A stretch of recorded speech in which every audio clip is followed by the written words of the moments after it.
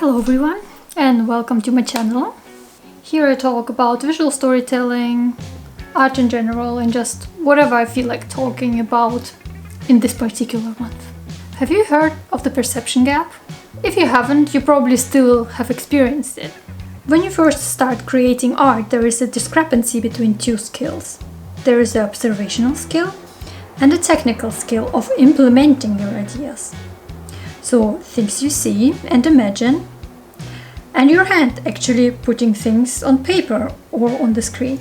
Those two skills develop at a different pace. If your technical skill is better than your visual skill, then you probably don't really see any mistakes with your art. You're probably pretty happy with it.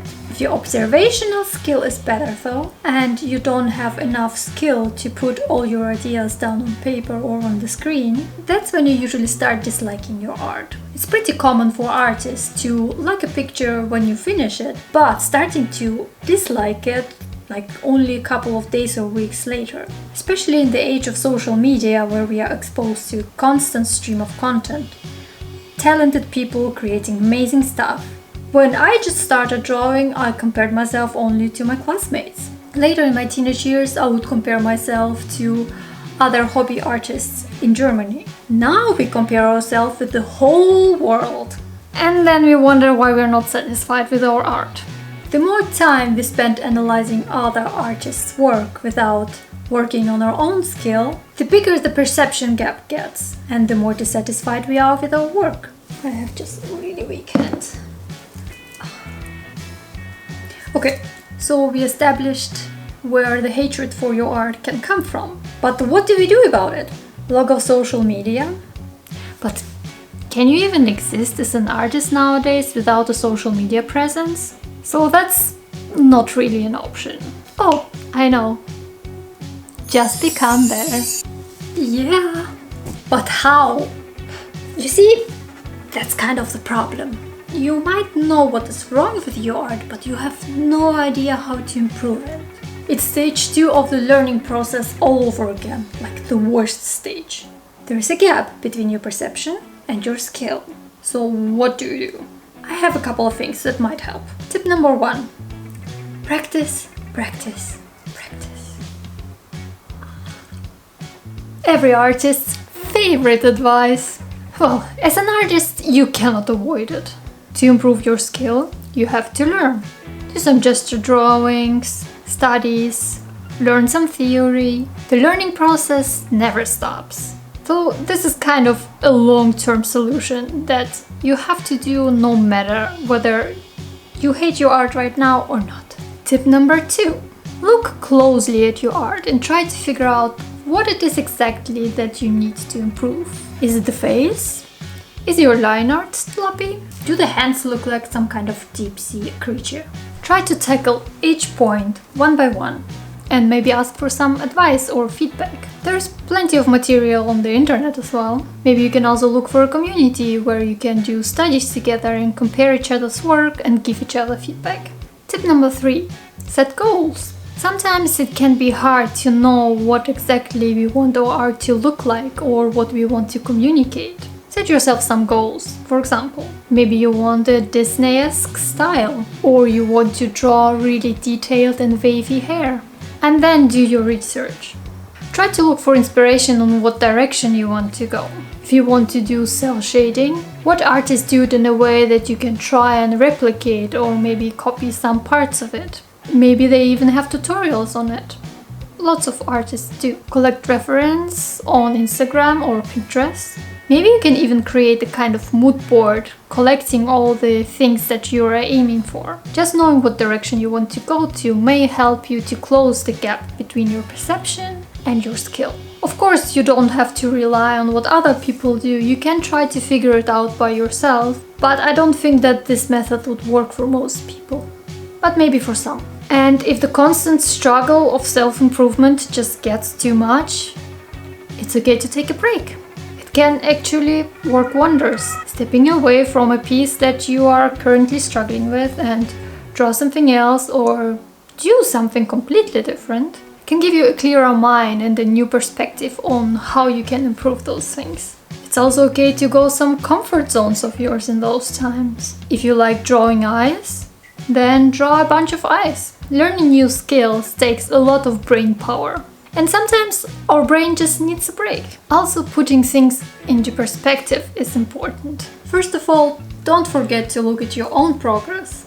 Look at some old art of yours and see how far you have come. Would your past self be proud of the art you are currently creating? They probably would, right? And don't forget the circumstances are different for everyone. The artists you admire probably have more experience than you. They probably already spent years and years on developing their skills. And if you are just starting out, it would be really unfair towards yourself to compare yourself to people who had a lot more time than you. It's a little bit self-destructive to compare yourself to the best of the best and then feel frustrated if you can't reach the same level as them in 1 or 2 years. Take out a piece of paper and write down everything that you like about your art, or things that you were able to improve on. Actually write them down. Our brain remembers things differently if you write them down. Don't just focus on the negative aspects. Remember the positives as well. So those are my tips on how to stop hating your art. Follow them and the art block will be gone. Right? Right? I drew this short comic in 2018. Has anything changed since then? No, it hasn't. Even though you could argue that I did improve my skills since then. But the hatred isn't gone. Actually, it's only gotten worse. Now I don't like my art right after I finish it. Do you have your own artwork displayed on your walls? I don't anymore. I wonder when I stopped doing that. Probably around 3 years ago when I started living alone. Why should I hang up my own art? It will only drive me crazy because all I will see are all the mistakes. I don't even like it, and it will only drive me crazy because I will be seeing all the mistakes I did all the time. I belong to the generation of artists in Germany who grew up posting and consuming art on Animex. Back then, in the 2000s, it was kind of considered bad to use reference even. Critique could be brutal sometimes. Some artists were even bullied off the page. I was really insecure back then. I guess a lot of us were, because most people on Animex were teenagers. Due to my fear of being criticized into oblivion, every time I would upload an artwork, I would make a list of all the things that I knew I did wrong with the picture, just so that people won't point it out to me. So if someone came and said, the proportions in the face are wrong, I could say, I know. My biggest fear was to be one of those people who think they are oh so great, but can't actually see how bad their art is. This is called the Dunning-Kruger Effect. It happens quite often to people with low skill level. They heavily overestimate their own abilities. I don't want to be that. I would rather be self-critical and humble. There is this notion in the art community that showing confidence in your art is kind of the same as bragging and being arrogant. And this is true not only to the art community. Shailene Wright talks in a video about how this affected her confidence as a writer. I have internalized this as well, I think. Rather than being someone who is confident but completely oblivious to how bad they are, I would rather constantly point out what is wrong with my art, so that other people won't do it for me. Showing confidence would be arrogant. Only perfect people can show confidence. At least that's how I used to think. The focus on the negative wasn't good for me. Maybe it was fine skill-wise because I felt the pressure to improve my skill, but it definitely wasn't good for me psychologically. So often our psyche has to pay the price for our ambitions. Till this day, I would concentrate on the things that I didn't do right in the picture, completely ignoring the things that I did do well. And not only did I expect myself to be this humble, I stretched out this expectation towards other artists as well. When I heard people say that they have their own art displayed in their home, I didn't really get it. Are they so full of themselves? But having your own art displayed in your home is not a bad thing. It's a good thing. Of course, there is a danger of grandeur thinking that you're better than everybody else, yada yada yada. But actually very few artists think like that? Do you know any? Name 5. Take your time. And your 12-year-old cousin doesn't count. They're a kid, and life will drag them down into reality soon enough, don't worry.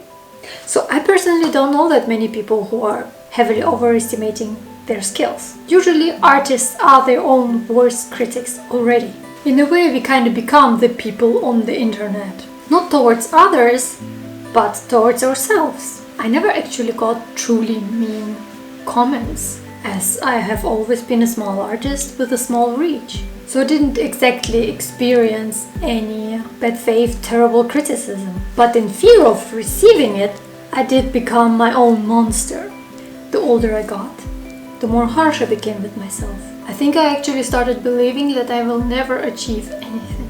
I think this might be the reason why I personally only give people criticism when they ask for it. Because I don't want them to feel the way I feel about it.